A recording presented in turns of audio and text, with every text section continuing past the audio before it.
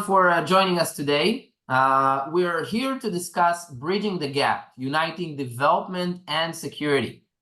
And we have a number of industry experts with us, including David Corral, Ria Michael Anthony, Liad Schnell, Miglen Evogliev, and Gabriel Enright. Now, we'll start our webinar with a brief introduction, and then our panelists will get to introduce themselves, and really afterwards, we'll dive deeper into the discussion around bridging the gap and how to unite development or security, or how not to unite development and security. And as usual, if you do have any questions for us, please write them down in the Q&A section. We'll devote the last 15 minutes of this session really to answer your questions around this discussion. Now, with this impressive lineup that we have today, I would like to start from a few words from myself, and then I'll dive into the introduction of our panels. So before we really start with the introduction, I'll quickly introduce myself, and then we'll do a short round of introduction. So my name is Boaz Barzel. I'm leading product marketing and enablement here at Ox Security. And what I'm really passionate about, this is one of the areas, is really talking and discussing different security topics, especially around the OPSEC world, with audiences and people around the world. It's really is interesting, and it can give us insights into areas that we sometimes even never thought about here. And I'll do a quick round of introduction right now, and then we'll go from here to the topic, and then we'll dive deeper into bridging that gap. So David, let's start from you. Sure, thank you, Boaz. My name is David Corral. I work for Repsol, that is a multi-energy company from Spain. That is, the headquarters are based in Spain. Well, my background has been in cybersecurity for more than 15 years. And now I'm leading the security by design and the security architecture practice globally for Repsol. And obviously, application security and this gap that we need to bridge between the developers and the security. I think it's more and more challenging, but it's more and more needed, because the way that the applications are evolving, the time to market that they need, the speed that the teams need, I think now more than ever, those two disciplines have to work very, very tightly and together. Yes, fantastic. Thank you, David. Ria, to you. Yes, thank you, Boaz. Hi, everyone. My name is Ray Anthony. I'm based out of Toronto, Canada. I'm representing SAP today. I'm a product security architect associate at SAP.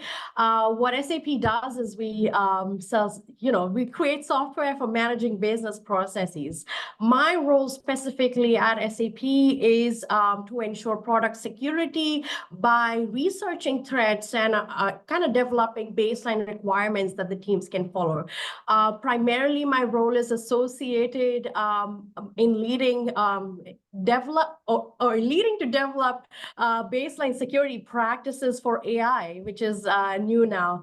And the way I see my role is to understand these threats and to translate some of the requirements into what that feature looks like in the development world. How do coders or how do data scientists apply some of these features as in their product itself, and what are some of the processes, right, in the secure software development lifecycle that they can implement to safeguard the data, the model, and the environment. So that's a little bit about me. Thank you very much, Ria. And these will be part of the topics, of course, that we'll discuss today. And now, Miglen, to you. Hello, everyone. Thanks for having me. Hello, everyone who is listening. I'm Miglen Evogliev, and I'm leading the information security at Bayhawk. We are an expense management and corporate card company, and we are Bulgaria's first unicorn startup. And I'm also the founder of the Bulgarian Cybersecurity Foundation. I'm working towards fostering a healthy InfoSec community in our country. What I would like to gain from this discussion and actually to focus on is the cultural aspects of the gap between the security and development, and this is where I would be interested to talk about. I'm coming with more than a decade of experience in companies like Amazon and HP, where I was working closely with development teams. I'm also coming with a development background, so I'll be very interested to hear the other panelists' view on the issues in that gap. Yes, that's very good, and we'll talk about this culture and the difference, of course, between the security culture, development culture, and everything in between. So, Gabriel, to you. Yeah, I'm Gabriel Enright. I'm a principal architect of Vodafone Group. We have 623 million customers. We're a very big target for being attacked. There's over 5,000 applications, so there's a lot of vulnerability. My role is I'm in a platform team, so we've taken an approach where we deliver across our group, we deliver secure platforms, and that sort of takes away most of the security aspects away from development and embeds it in the DNA of delivering software, if you like. And that approach has been quite successful. And then the developers can really get on with the job of developing code, right? And they're always delivering into a secure environment. So we abstract away the hardcore security. So not every developer has to do that every time. That's our approach. And just good to be here. I'm in very good company with the other panelists, and I hope to enjoy the conversation, which I think I will do. Yes, that's fantastic. Thank you, Gabriel. And it will be interesting really to deep dive and really talk about that kind of platform approach and what you're providing in your organization. Last but not least, Liad, to you. Thanks, Bud. Hi, everyone. Happy to be here. I'm Liad. I'm leading the engineering and CISO in Rakuten Viber. Rakuten Viber, for those of you who are not familiar with, we're a super app with a vast user base, hundreds of millions of users, and serving as a communication hub, everything from calls, messaging, groups, everything end-to-end encrypted by default. We've created an SMB platform, which we're rolling up in the past couple of months, and we continue to invest. There is a digital wallet that is expanding very rapidly in Europe, and it's going on very well. Everything together, when we put it, is basically means that we fit perfectly to almost every textbook cyber attack motivation that any bad actor has, from fintech to monetization to even political aspects.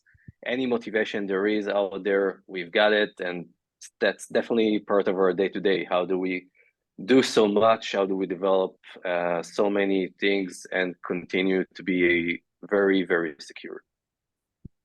Yes, that's fantastic. And I'd like to thank you all for the introduction. And it really is amazing. And we talked about this before, really sitting around the same table, even though we're doing it really online and over Zoom, we're still, we can imagine ourselves sitting around the table.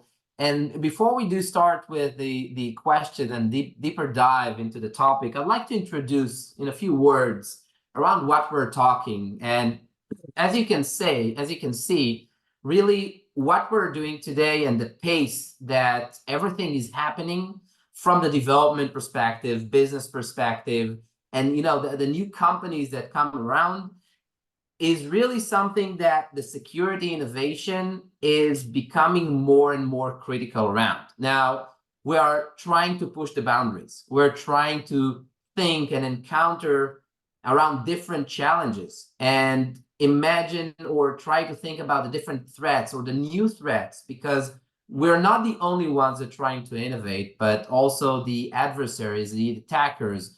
They really are trying to innovate. They're trying to understand how I can take advantage of those areas that are not covered, how I can see what are the places where I can inject my code or run my own areas to gain basically and to achieve my objective. So really the need or the need for a strong security posture today is strong, and we're seeing a gap. And one of those gaps is really around that relationship, if you want, or the areas between development and security. And as we can see, the security that are trying to keep the organization and the applications, everything they're doing secure and not vulnerable, sometimes comes into I wouldn't say a wall, but a place where we see that the developers are not really paying attention, or they're not always putting security in their top of that mind. And we understood really fast that both security and development are pillars of strong secure innovations. And some of the pain points that we can see are where development teams are pressured really by their deadlines, and they view security protocols as obstacles, and we'll talk about that. Sometimes we see security teams are striving to protect the organization, but they feel like they're on the sides and they're on the sidelines. They don't really take in as kind of a part of the development pipeline, but it's nice to have. This friction doesn't really impact efficiency, and we all understand that sometimes the morale of the teams gets affected. People are getting frustrated that it's not as nice and as easy, and we do want to create some sort of a singular organization, or if you want to call it an organism, that can respond to every issue and every aspect in real time. And finally, the consequences for businesses around this gap is that instead of developing on time secure innovation, secure software, they're developing, but they're not releasing secure code, which takes them back into fixing that after the fact, which is much more difficult, and it will actually cost less to fix something during development than after it was released to production. So here we're going to talk about these challenges. We're going to tackle them, I would say, one by one. We're going to talk about the market, the technology a little bit. We'll explore how integrating security in the development lifecycle can be a difficult task, but it will enhance the overall product quality. It will actually reduce release times. And our goal is really not just to highlight these challenges, but also to show a way, or to pave a way to gap, or pave a way to bridge that gap between development and security. So again, thank you everyone for joining us. And I would like to start with really the first question, and maybe Ria, I'll direct that to you. And what role do AI and machine learning play in security within the development lifecycle? And how's the market reacting to it? So I believe we've seen some kind of, we've all experienced the impact of AI, and it's happened throughout multiple industries at this point. But there are some opportunities in leveraging AI and machine learning in terms of development itself. But what I'd like to point over here is today, in terms of cybersecurity, I think what we're seeing is a lot of cybersecurity tools leveraging AI and machine learning capabilities, and helping this movement that you talked about, right? Essentially the shift left, where we talk about incorporating security in the initial phase itself, the design phase, right? When you're trying to code and things like that. So can we include, so there are tools that help with scanning that remove false positives, which is a huge overhead that development teams have to go through, where they have to kind of audit through these false positives and figure it out. So here AI or machine learning models play a huge role in removing this overhead. Then there are LLM-based malware scanning tools that scan through the code to understand the malware. This is huge, because what essentially it does is that it takes the guesswork out of the development hands, right? There are multiple test cases that the development teams need to go through, and using these tools within security, right? So understanding what the process is, what we need to do in terms of scanning, in terms of malware scanning, in terms of identity and access management, and then incorporating some automation tools in AI leveraged tools or opportunities that we can call here that can kind of cover these scenarios and then kind of help that end-to-end process where we are trying to identify, fix, and also report on compliance. So it essentially provides a huge opportunity in how we see the current development lifecycle taking place. Yes, that's really good. And you know, I'm probably thinking about when we think about AI and machine learning, we're also thinking, as you said, about the development side, the security side, the attackers and adversary side. And really, you know, there are some concerns, of course, around machine learning. And maybe I'll address this to you, and if you want to answer is, you know, what are your concerns with AIs or machine learning?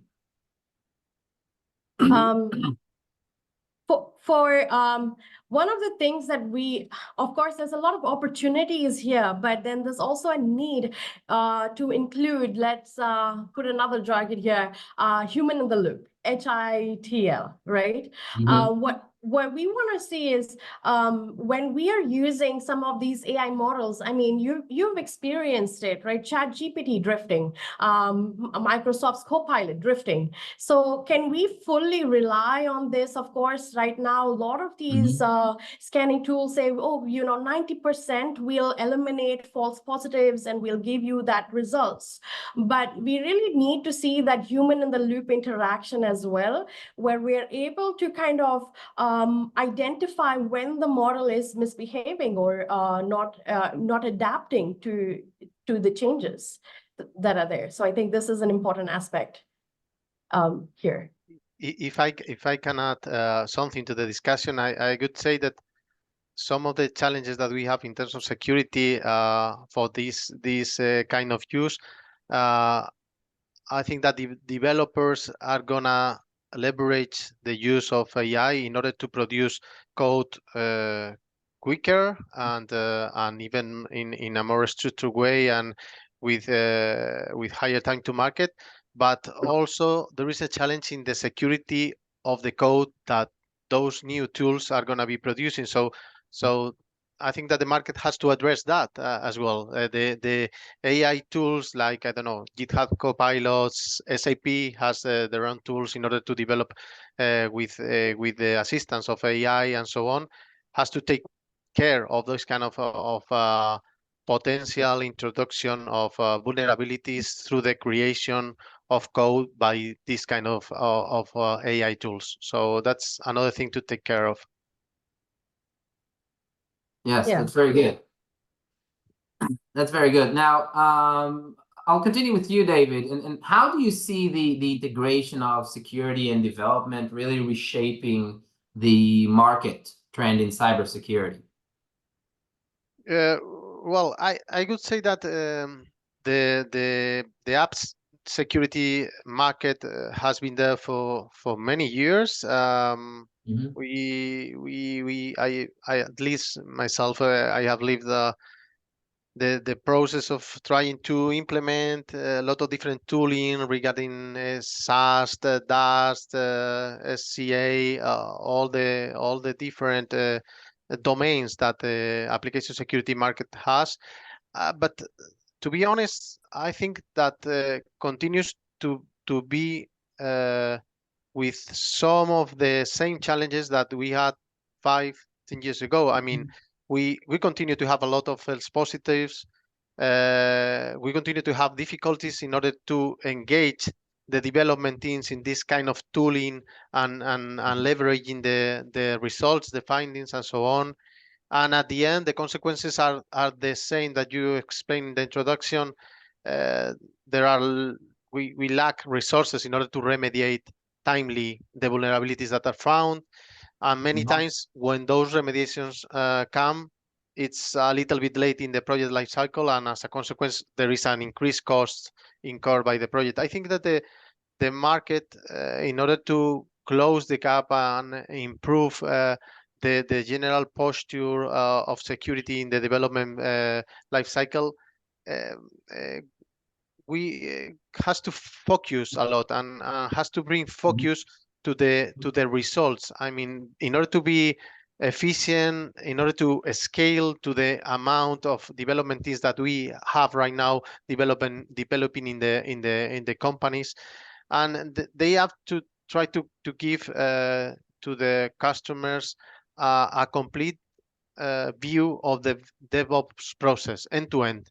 And when I mean end to end, I refer from the access to the repositories, the development itself, the deployment of the infrastructure that the development is going to be running on top of, and be able to prioritize those critical exposures that we have in order to be precise and give the developers relevant information. I think that the market is recognizing that, and I don't know, things like the CNAP market or the ASPM market prove somewhat that trend that is happening.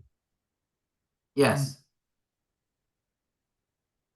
Yeah, Gabriel here. I'll just add a point to that since we've brought up AI.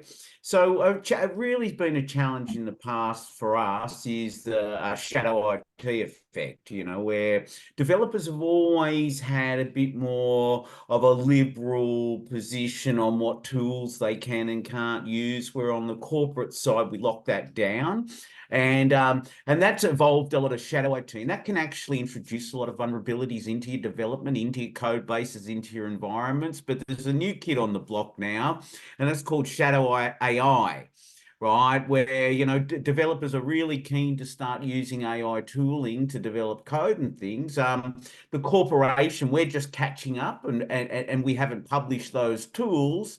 Right, so they're all starting to generate code on tools that aren't sort of in our mix yet, and we sort of don't know what impact that's going to have. You know, who wrote the code? Where was the code generated from? What's in the code? I know we have a human in the loop, but you know, humans make errors as well. So there's a big vector where developers could actually use AI if it's not within the organizational tool set to introduce vulnerabilities. And we're seeing that a lot now, where AI is being used, not strictly tooling that we've security approved. That's now introducing content, it's introducing code into our environments. And that, as with shadow IT, you know, poses a big security risk. So that's a big challenge for us at the moment. The developers are really eager to get on with the job and use AI, but we sort of haven't caught up in our tool sets yet. So that's on our radar. Yes, that's very interesting. And actually it comes to mind to me that, you know, we talk about human errors, and I was thinking to myself, well, if a human does an error and uses an AI, doesn't it make the error even bigger? Because, you know, from this process, the AI goes with what the developer wants, and it kind of expands and explodes. And it's interesting to feel as, you know, if we're looking at the market right now and we see an exponential amount of vulnerability discovered, wouldn't that cause a larger problem? Yeah, well, if you train the model with an error, right? Now everyone has the error.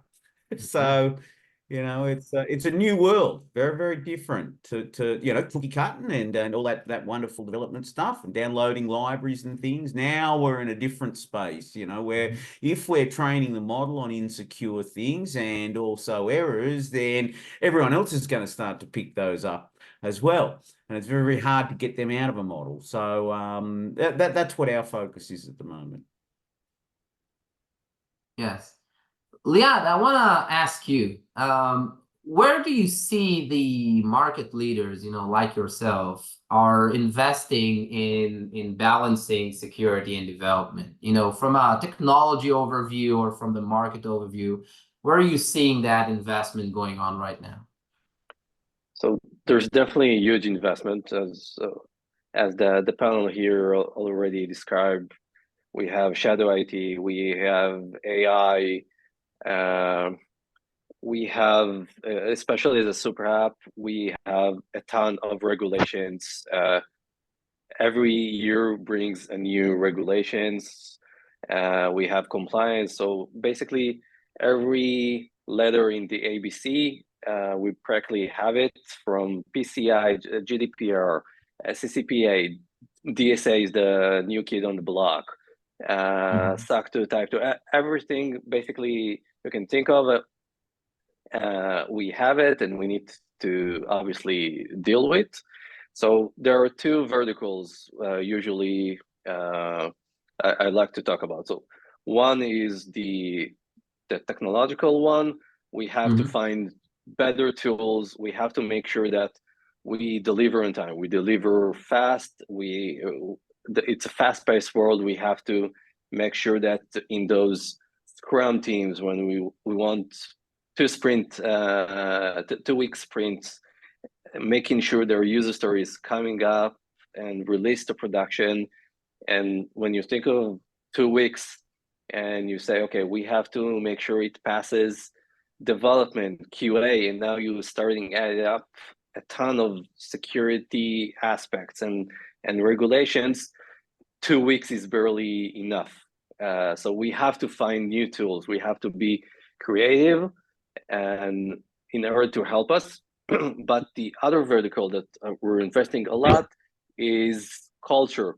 We have to foster a security conscious culture among developers.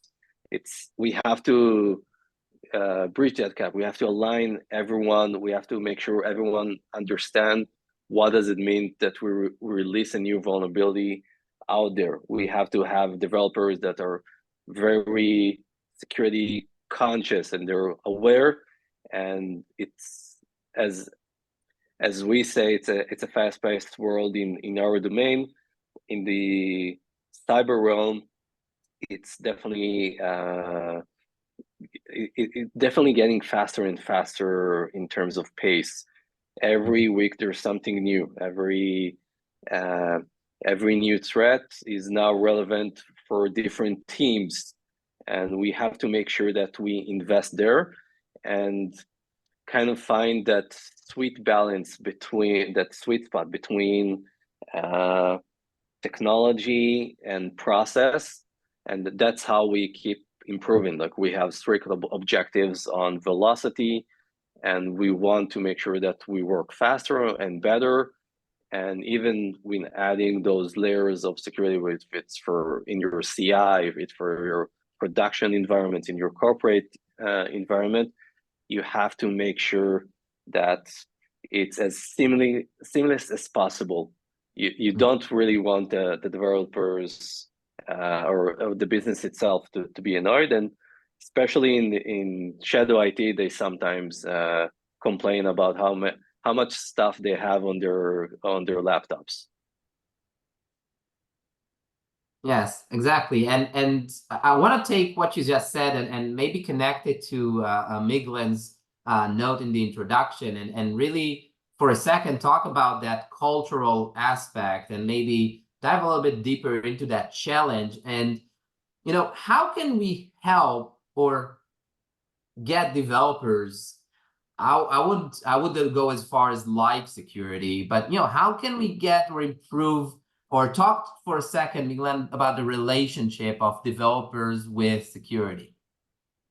I think, generally speaking, I don't think the developers really enjoy security, because at the end of the day, the engineering organization purpose is to be efficient and solve problems fast.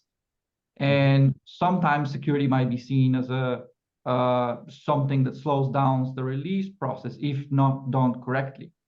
Luckily, nowadays, we have a lot of examples and a lot of tooling and a lot of practices that we can use to ensure that security is not a blocker, it's an enabler. It can help, as someone earlier mentioned, to speed up the release process. It could help to build trust with customers and partners. So it's not really that much of a problem nowadays. I really like what Liat said about the balance between functionality, usability, and security. At the end of the day, I think that security leaders as us need to step up and reach out to development organizations and really understand their process and way of work to be able to tap in their ways in their processes generally and tooling as well. So there should be a deep understanding of the goals of each organization, and there should be a deep understanding of the process and pain points. If we talk often about that integration, and if we experiment with the right tooling, not just bringing in something enterprise that we heard that it's working somewhere and it does the job, we might be able to build a very successful, you can call it pipelines or whatever you like it, basically very efficient SDLC process where security is an integral part in each and every step.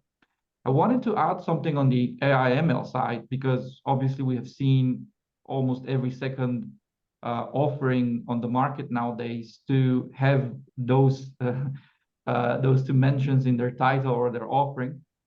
There are a couple of risks that I see here from both sides, from security side and from development side. As David mentioned, engineers are generally looking to solve problems efficiently fast. Now with Copilot and other tools, they can do that at scale really quickly, really efficiently, and it's amazing. And it's the new reality we're operating in. But as he mentioned, they could just create more problems at scale, especially business logic compromise or other problems that other tools cannot detect.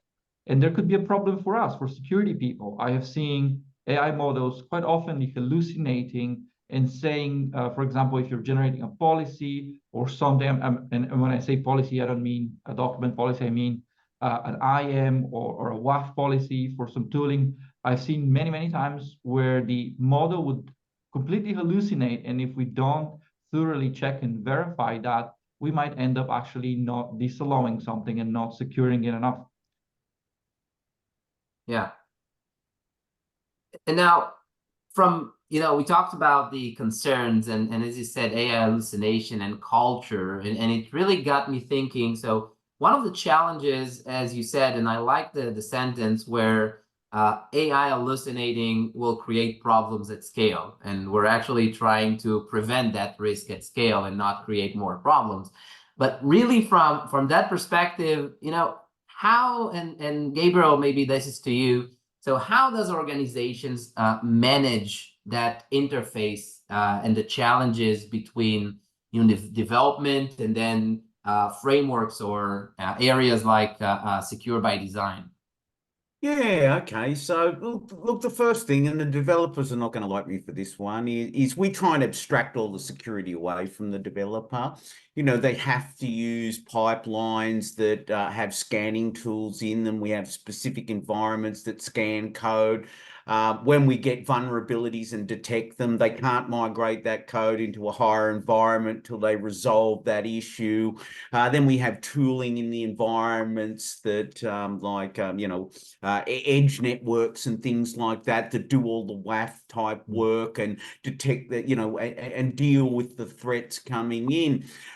So that's the platform approach. And I've been to a lot of security discussions. The problem with security is that people have to manage the security, right? We try and take the people management of security out of the equation, and we secure a pattern. So when a developer wants to lift something and build something and put that code into production, they use a secure pattern for doing so, right? And if there's no pattern available, what we do, we would create a pattern or we create a capability, and then everyone would get the benefit of that capability. So really it's not leaving the developer to their own devices with security, because I think that's the challenge, is trying to get everyone to do the same thing.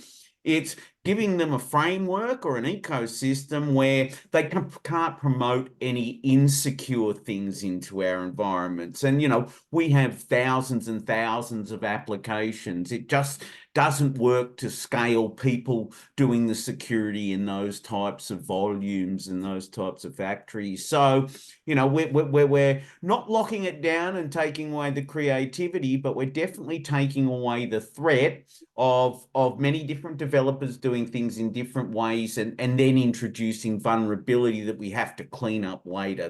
That's our take on it. So, and that's the platform culture, if you like. You know, you order our secure services, our secure images, our secure pipelines, and you use those because we baked all the security into that. And you don't have to worry about that. You can get on with developing those wonderful applications that keep the customers rolling in.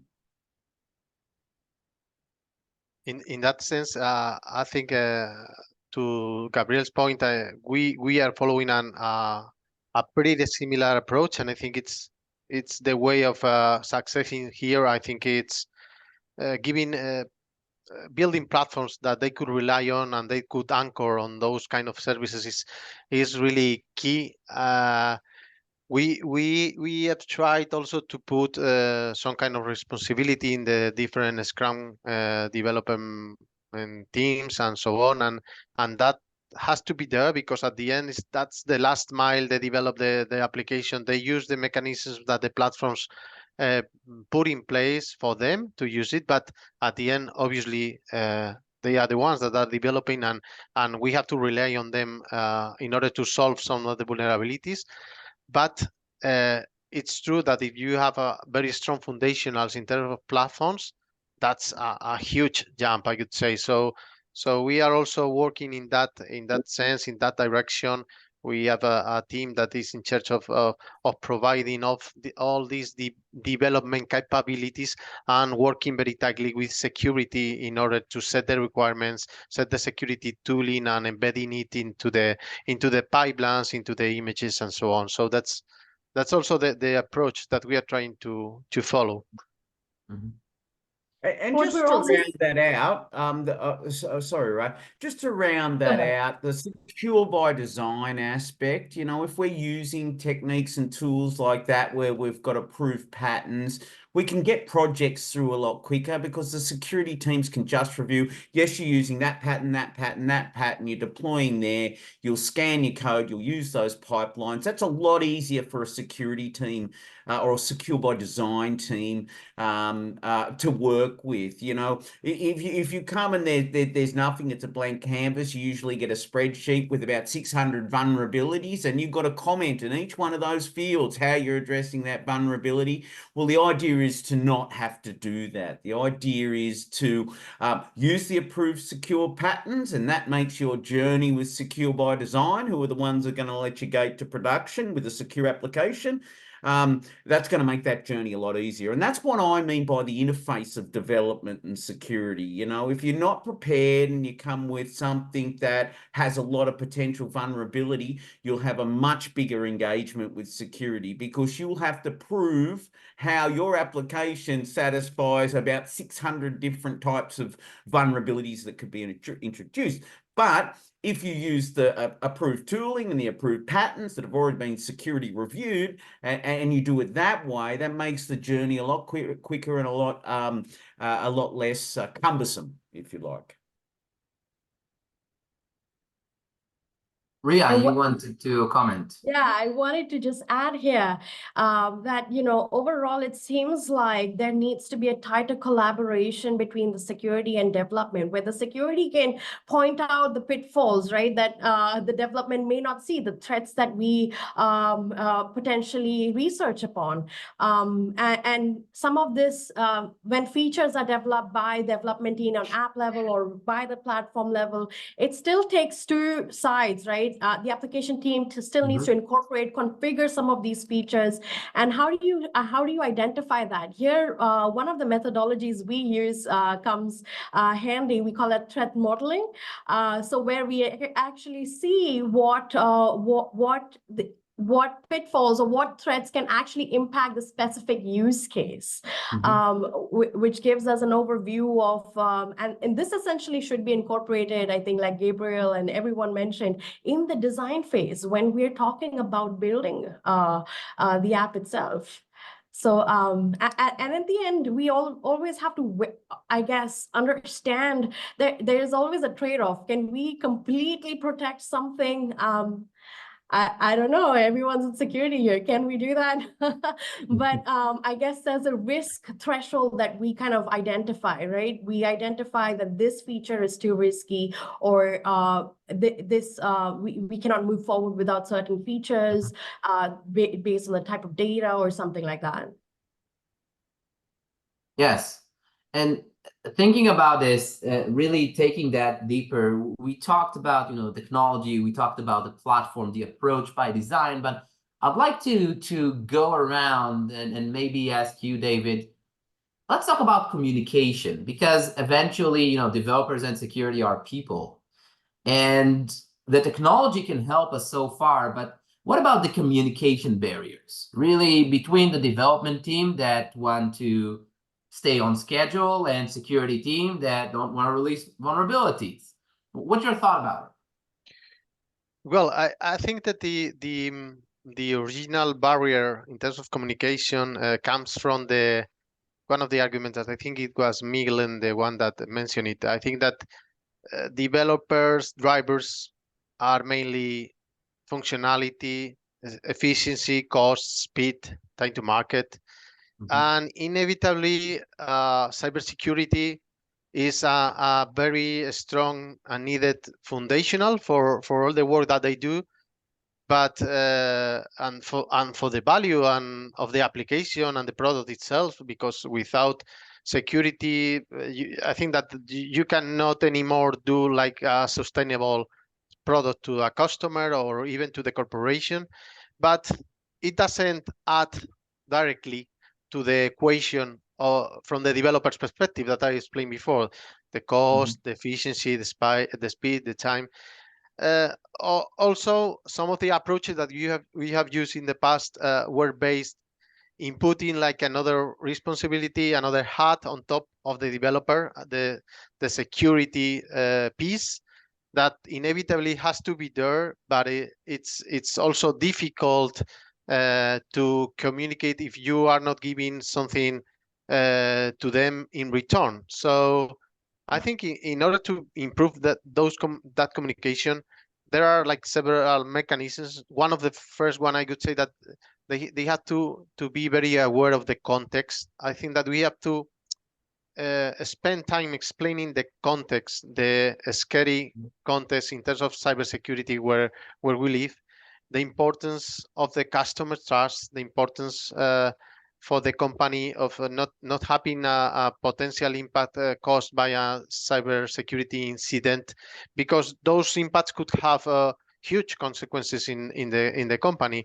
And the attackers, as at the beginning was explained, are evolving continuously. So they are focusing now. They don't need to create a huge and vast and completely complete compromise of the company in order to ask for a ransom. They just need to be able to gain access to an application, to have an exploitation of a vulnerability of a database, of any kind of vulnerability that the code of the application has can be exploited and can create a huge damage.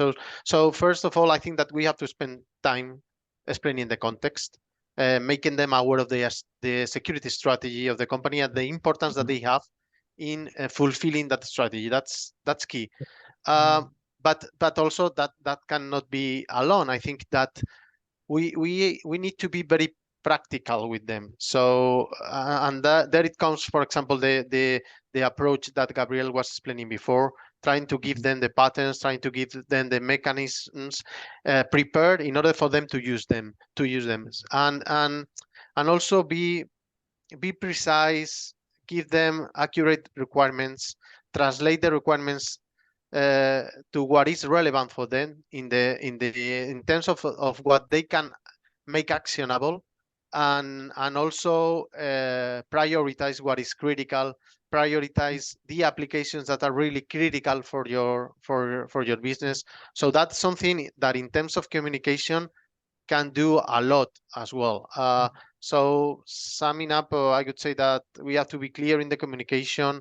We have to try to integrate in their tooling automated controls, with accuracy in terms of the findings.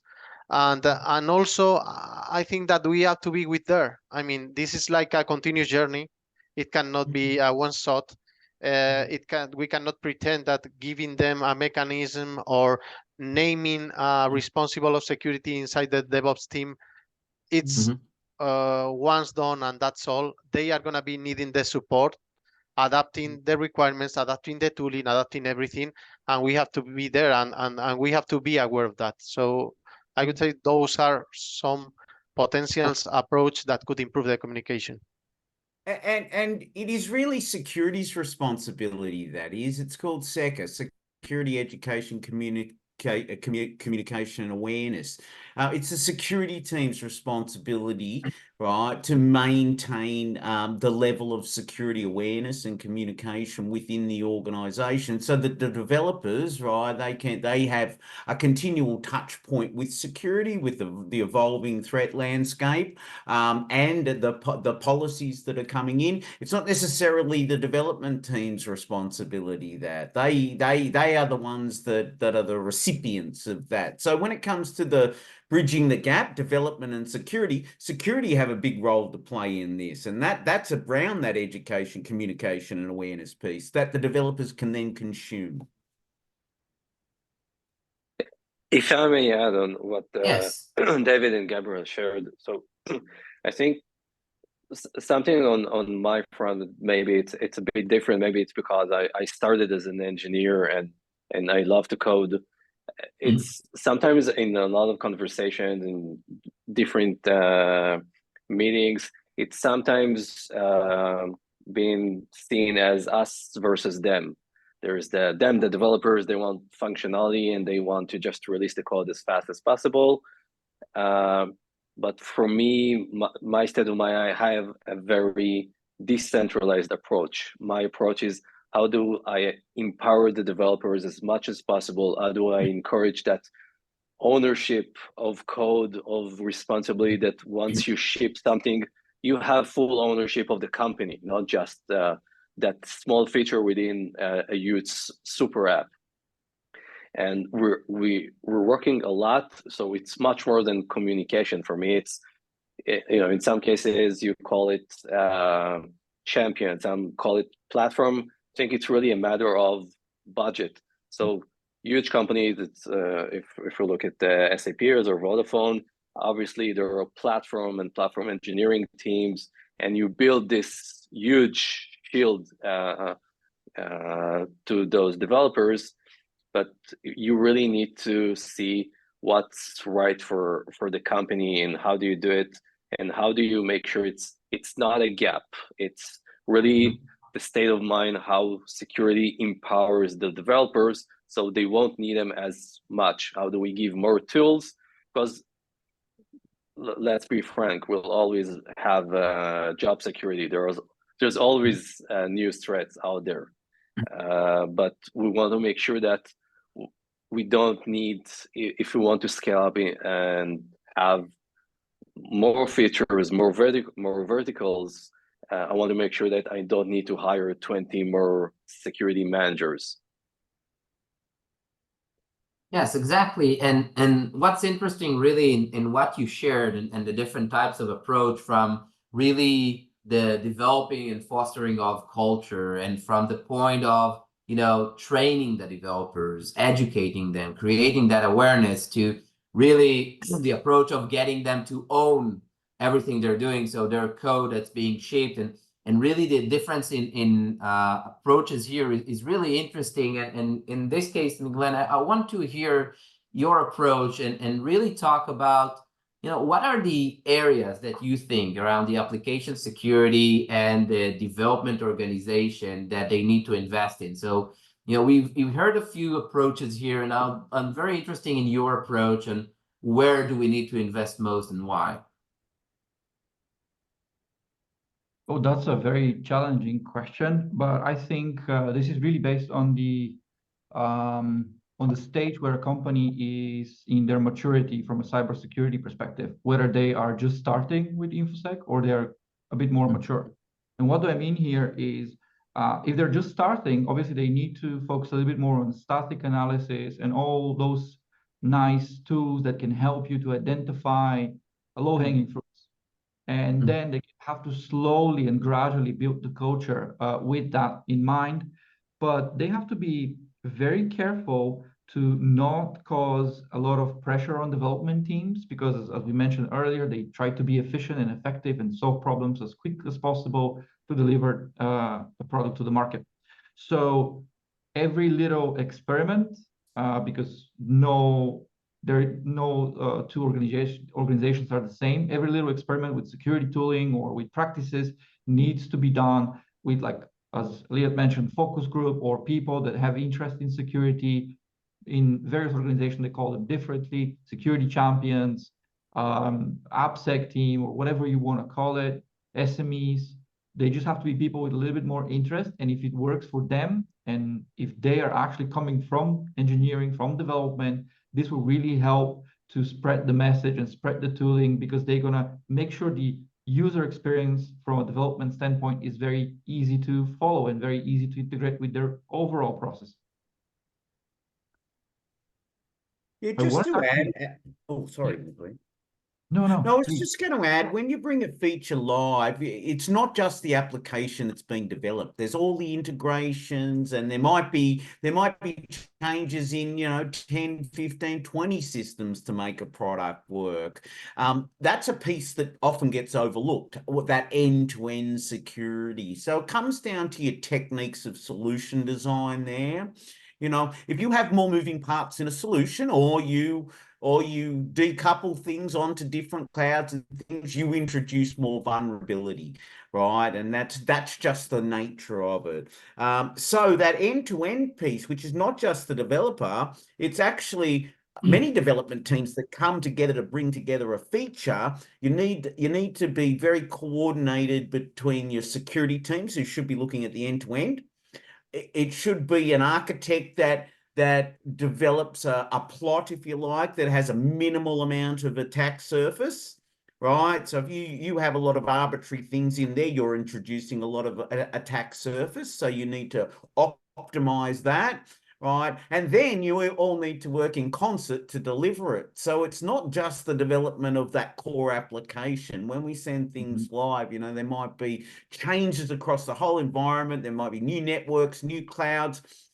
So it's getting that overarching end-to-end security view, which is the posture, isn't it? And being able to manage that. And then multiple development teams will work into that posture just for a single product. So it's a far more complex than just looking at the development of one application. Modern day ICT delivery, when we're delivering these features. Yeah, you're absolutely correct. And also someone have asked about legacy systems, and we're not living in a very linear world, very homogeneous technically world. Nowadays, it's quite complex. There's a lot of us mentioned earlier, shadow IT, a lot of clouds, a lot of integrations with third-party providers, APIs, systems, a lot of things that we bring in the overall pipeline of development, a lot of dependencies, whether they will be in images or packages that we don't know where they're coming from, or with the base images in cloud providers, or things that we just bring out of nowhere.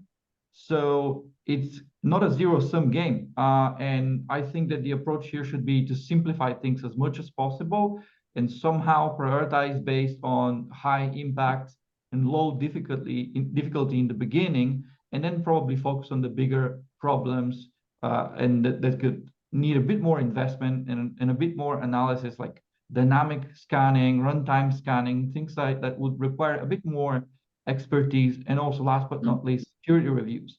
I know from experience that they're a little bit more challenging for developers to start with, because they don't see them quite efficient use of their time. It's usually they're done in a form of filling out a questionnaire or something, or a tabletop exercise, elevation of privilege game, or something like that.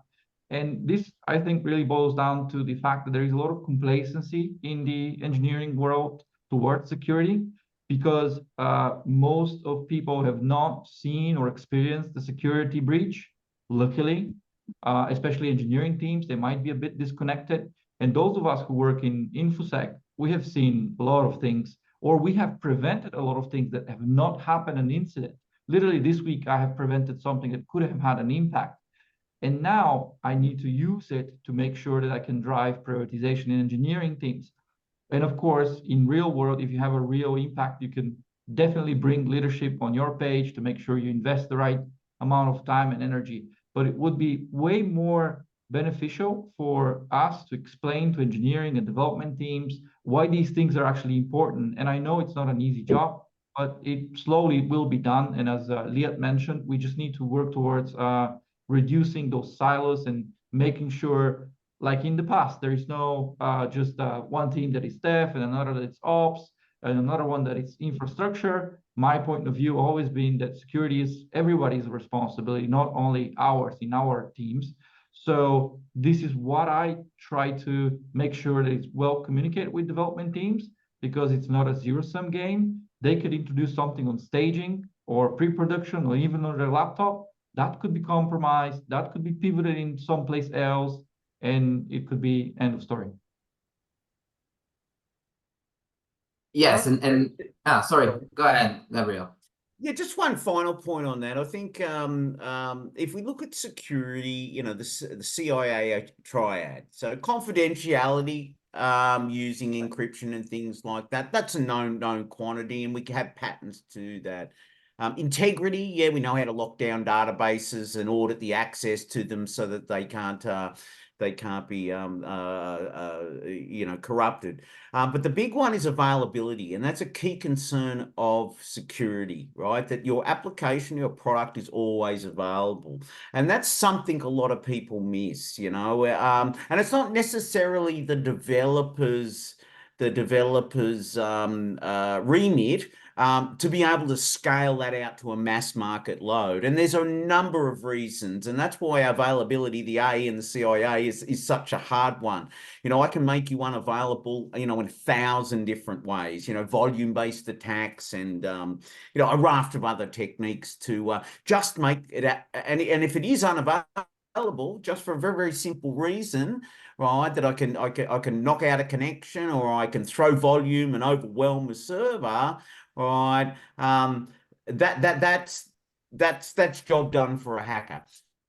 Yeah. So the availability one in development's very, very hard to manage when you've got many development teams who, oh, well, my application will scale and my application, but you only need one piece of the whole chain to not scale or to be vulnerable and to be not available, and then the whole system breaks down. So it's very complex is the point. Trying to determine what the impacts are on your development, on your code in mass market traffic, and what ways people can make it unavailable, because that's all they want to do, you know, sometimes.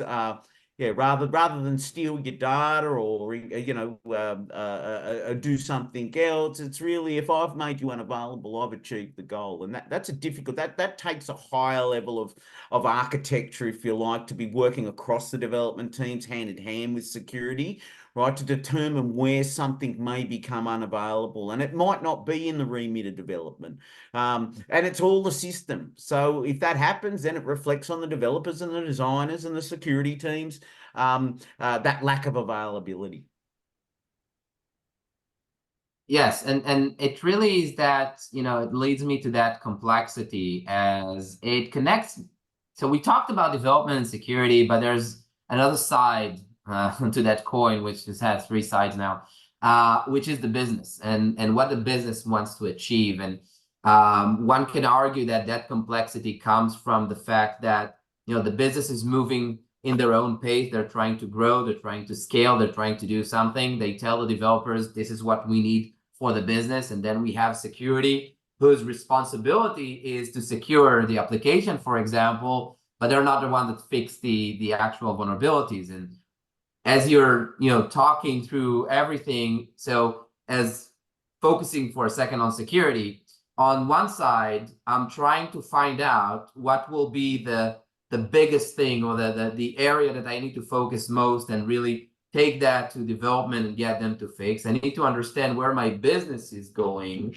I need to understand how can I do everything that I do and then scale it up, as we're talking about different AIs and ML tools, and and then choose either a platform approach or any kind of these areas. And then I'm going to throw another match into it, and I'll talk about compliance.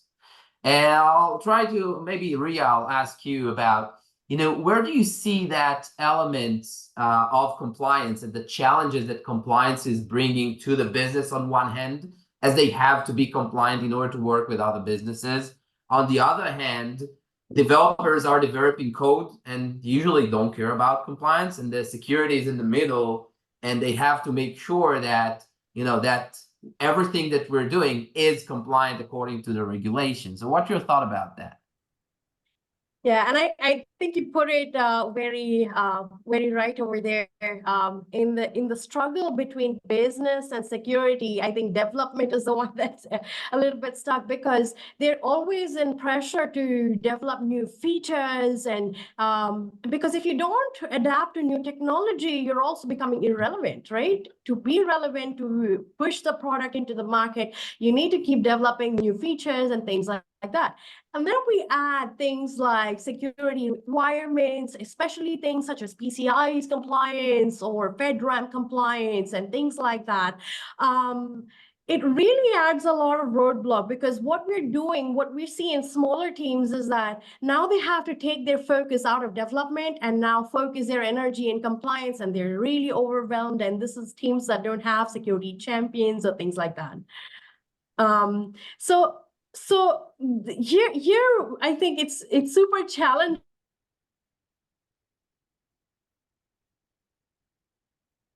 Ria, we've lost you. Is it me?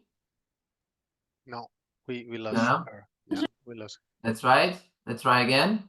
Can you hear us, Ria? Yes. Okay, now we can hear you. Sorry. Proceed.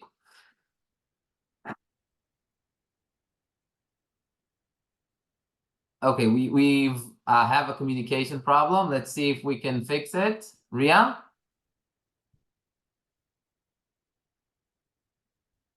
Oh, we hear you in an intermediate way. So probably the line is a bit challenging. Yeah, let me try to dial in. Okay, now we can hear you. So really, in the meantime, as you're dialing in, I'd like to expand the topic. And really, the audience is probably expecting to hear from us. Okay, so we've talked about the market, the technologies, the different challenges. What do I do with it? Okay, where do I take it from here? What is your, I would say, best practice? And I'd like to do a short round between ourselves here and really talk about the best practices around culture, around tooling, around where you're taking that. And until Ria is coming, maybe Liad, we'll start with you. A bit about your best practice on really creating that integration between development and security. Sure. So there you can start simple. You can start with early involvement. You from the ideation part, you want to get started and see how much time even do you have to invest if it's a, for example, in our fintech vertical, we may need to invest a lot more, and then we can allocate enough to while developing the feature. There is education, there is awareness. We have to have a good feedback loop process between all sides in order for us to really improve and continue those feedback and learn from past mistakes, because everyone will make mistakes. We have in Viber also a gate process with gate 1, gate 2. So the big thing won't be missed out, and there is full transparency on all major features that we release. Personally, I'm a fan of shared objectives. So from one side, I want to improve velocity, but I want to also improve the security posture. If we put everything as a shared objective, it's no longer an argument and everyone's on board. And I think really how I see the best practice is I see security as like a suit of armor. So you need a good tailor, and you need to tailor the suit to the company's DNA. So you have to make sure that whatever you do, it fits into that culture. If you take culture from a different company and just try to brute force into a company where it doesn't fit, you'll fail. There will be frustration. Probably there will be a lot of vulnerabilities out there. But you really need to understand the people, because in the end, we're all dependent on people. We can add layers of protection technology, vulnerability scanning on production, new tooling code scanning in our CI or in the developer's IDE. But in the end, we have to tailor the security suit to the company. Exactly. I think you raised a really good point here, and expanding on that cultural element, which is more than just the development and security. It's really around the culture of the business and the company and the way that we are working as a company, not just as those separate organizations. And to find out from everything we're talking about here, what will be the best fit for my organization. And as you can see and we can hear, there's different opinions in different areas on how we're doing that. And this is really interesting. And Ria, I want to return to you to really complete on compliance and also provide your best practice. Right. What I was getting to is compliance can tend to be a roadblock for a lot of teams. And what we try to do from our perspective is really what Gabriel and David and Miguel and they had put together, right? Is break down some of these compliance requirements. As security experts, it's important to simplify these into consumable requirements, to actionable requirements. What do they need to do in the code, right? So how does that happen? We make sure that, first of all, it's not just development teams learning about security, but it's also security teams updating with new development strategies. What is the release methodologies that folks are using? How does their release cycle work? How new technologies such as AI or machine learning, what are the new attack surfaces that they need to watch out for? All of these things, security also needs to continuously update, then take those requirements, really break it down. And then the third important part is having that feedback loop. If teams are not able to comply with certain security measures, what can we first, can we modify the security requirements? What does it look like for a specific use case? I think Liad was talking about it, right? Really tailoring that to our specific use case. And that's, I think security plays a big role here. And then also kind of giving them examples on what that security feature looks like, really getting into it with the development team. Yes, it's really a good point around getting security. I love it. Getting security to learn about development. We're constantly focusing as a security people about security, but we also need to understand, and I think this is really good, to understand developers and to understand how they work, what drives them, and this can really help really bridge the gap in that sense. And really, Miglen, I would like to hear your best practice in that sense. You mean in the sense of bridging the gap and related to compliance? Yeah. If you would have to give an advice to someone in a different organization about how to bridge that gap, what would be that advice?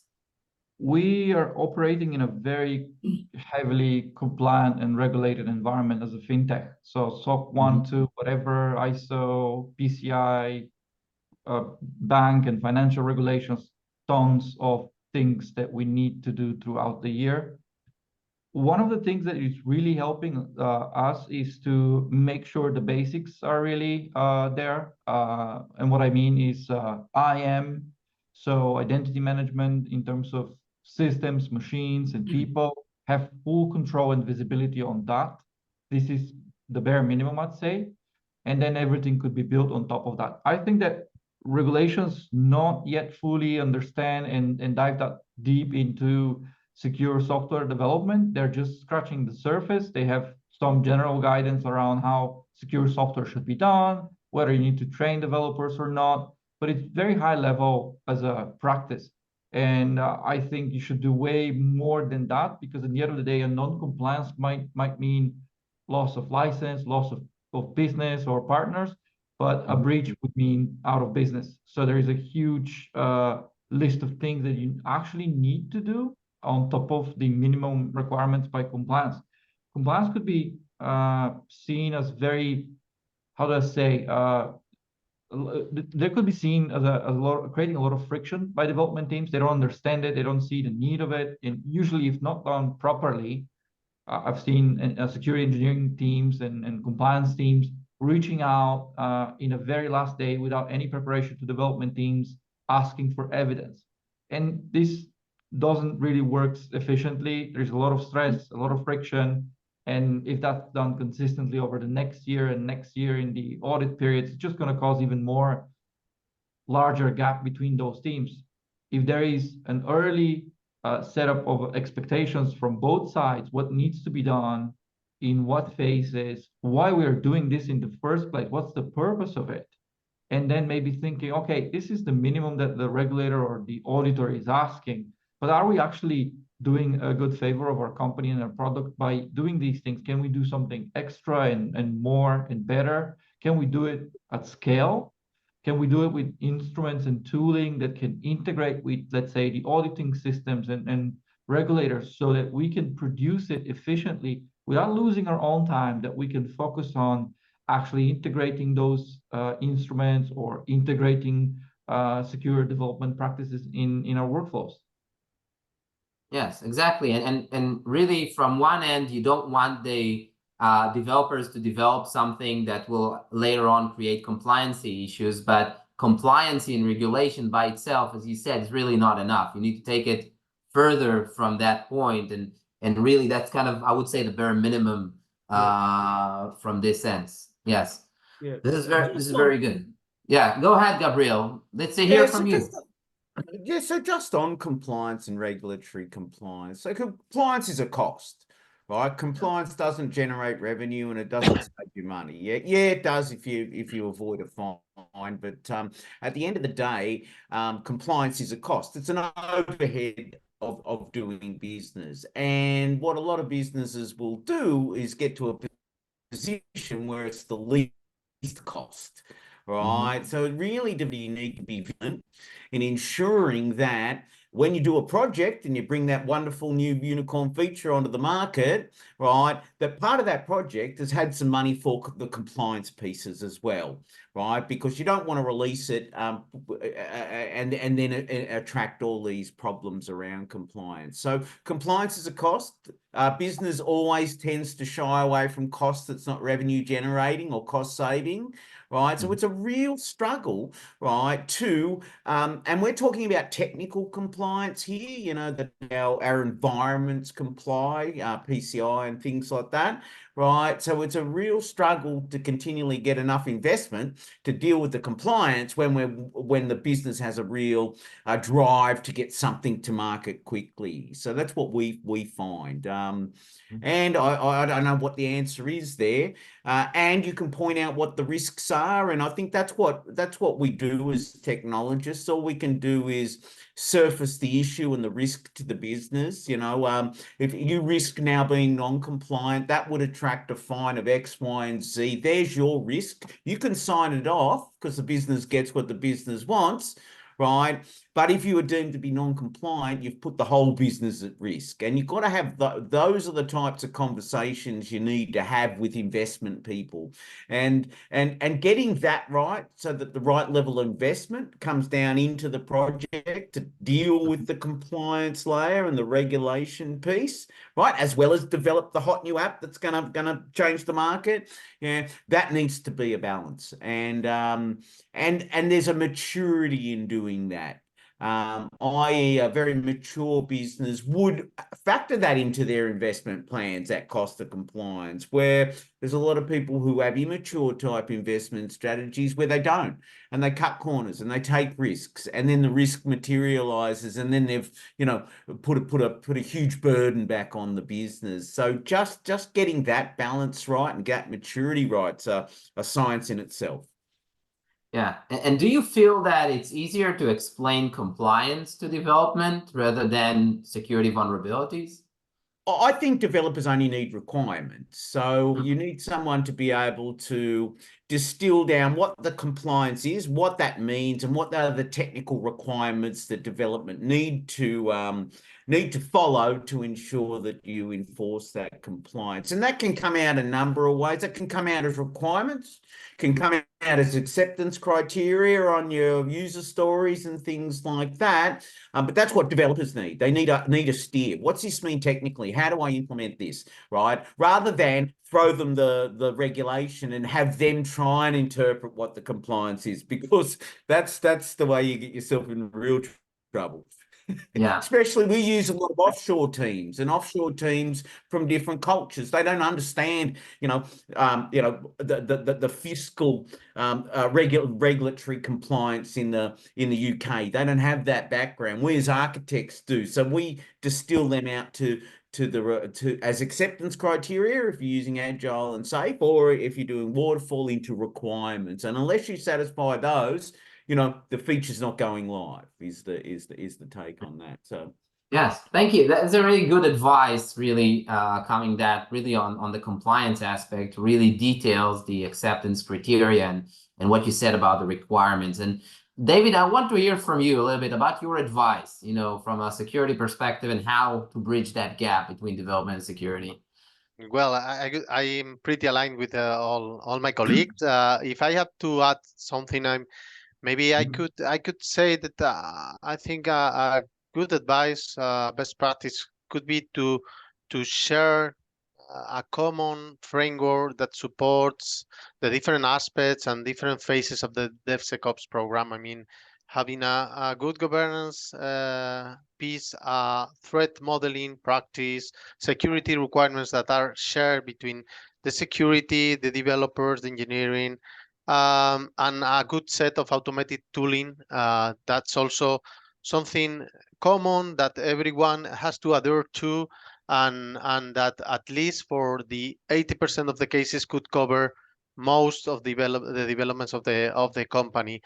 Then second piece of advice could be to have a very good understanding of the DevOps spectrum in your company, and a good inventory of the applications that you have, and that comprises understanding the business, understanding their priorities, knowing where the investment is going to be in place, which applications are going to be prioritized, evolved. That's key, I would say, in order to have success. And the third thing I would say is be prepared for not having a only one approach that fits all. I mean, that's not gonna happen, at least in my experience. I think that you can address a high percentage of the teams that are developing with a platform approach, with a framework approach, and so on. But then you're gonna have a 30-40% of legacy systems, kind of not really applications, but as Gabriel explained before, like a mix of ecosystems between applications, integration, platforms, and so on, that you need to address, assess, maybe in a different way, not so automated, not so clearly, not so precisely, and you need to devote resources that. And as a consequence, I think that it's also a good practice many times to reskill people, not only in the security team, but also in the development teams, in the engineering teams, and the applications teams that maybe from a more functional level could also like play a role of evangelizing the message of security in the application teams. I think that's also a good practice that I can share.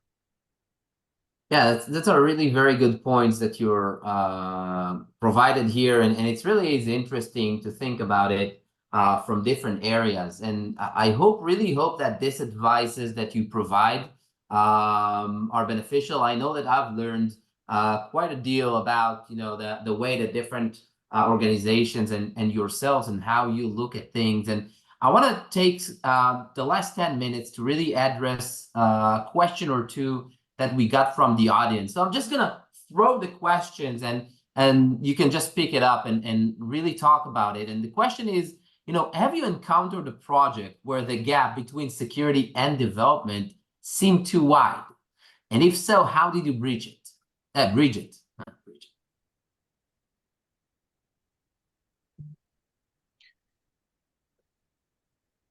Well, yes, I can tell. I mean, not a single project, but many times I have felt that there are teams that are really aware and engaged with security, and you have like a level of trust where you work very mechanically, and you can speed up things between the two teams. But there are others, some of them, where I have faced a lot of maybe I can say negotiation between what the security team says and the dev team says, and that's something I think that's unavoidable for some moment. That's where it comes the the percentage I told before, that maybe you can do a pretty good job of automating or putting a framework of communication of everything, but then you're gonna have these kind of situations where the way to approach it, I think, is spending time with the developers, explaining them why something you defend that is critical, why it can create a problem to the company in terms of security, and prioritizing the fix of that vulnerability. Also, as a colleague shared, I think that common and shared goals could be a good advice when you find out that there are some teams that start working in that way. I think that you have to identify them and you have to approach them. You have to share the objectives, and in that way, maybe you can bridge the gap. I could say those are my 2 cents. Yeah, so from my side, we see a lot of projects, right? So there are a lot of projects we start, and it's usually greenfield projects where you see that huge divide between security and development to start with, right? It's when we're making changes to existing things, that's a little more easy to manage, but it's about your approach. So if you work on the basis that I'm now going to secure patterns and everyone's going to use the secure patterns, right? And they might be around connectivity, they might be around encryption and things of the sort. If you have a pattern-driven approach, you will get something new. And the first thing you can do is pick out what patterns that already have security baked into them, right, will assemble this project, if you like. And then you will have a gap, you'll have a delta, and that will be the new things. And that's the divide, right? And that is actually where the really intense security scrutiny needs to go, right? And because, you know, there are so many vulnerabilities. We have spreadsheets now that our projects have to fill in 600 different vulnerabilities that you need to demonstrate that you've treated in your design, even if they don't exist. Right, but it's really having that pattern approach and saying, okay, well, I can solve this new challenge. It's a greenfield system. There's an API, there's an app, there's there's a message queue, there's a inter-cloud connection there. Right, I have all those patterns already. Let me, overlay those onto my design. Now here's some gaps. This one's going to use AI. We've never secured AI. Okay, let's put the security effort into getting a pattern for AI that the organization can use, put that back into the library, then the next project that comes through can lift the AI pattern. And that's just a very high level example, but it's actually how you work. You've got to work smart with security, right? If you come with every project to the security team and say, here's something new, give me the 600, the 600 field spreadsheet, and I'll fill it in. Well, you probably don't have to do all that if you're doing something that's similar to that you've done before. You really just got to treat the exceptions. And the way you treat the exceptions is to develop new patterns. And then the next project that comes through, and, at any one time, we might have 2,000 to 3,000 projects going across the group. So you can see if we started everything from scratch without reusing anything we've done in the past, we couldn't be able to operate, we couldn't scale. So that's why we've driven a pattern approach. We secure the pattern, the projects use the pattern, we identify the gap, we build a new pattern for that program, right? And then we roll that back in and the next program can take it on, right? And that's how we keep that big gap between development security in check. Because now 80% of your security works around using their patterns, and the security guy just says, oh, using that pattern, that pattern, that pattern, that pattern, that pattern. Here's the new things, right? You'll need to develop a pattern, and that'll then go to a team that will develop the pattern. You can use that in your project, and everyone else can use it afterwards. That's my take. That's how we do it. That's fantastic. That's very good. So we have about 5 minutes left, and I really want to open, the conversation just for that 5 minutes, and just let me know if there's anything that you'd like to add. So I'm gonna give you really 1 minute if you want to add one small area or small element to the conversation before I complete it.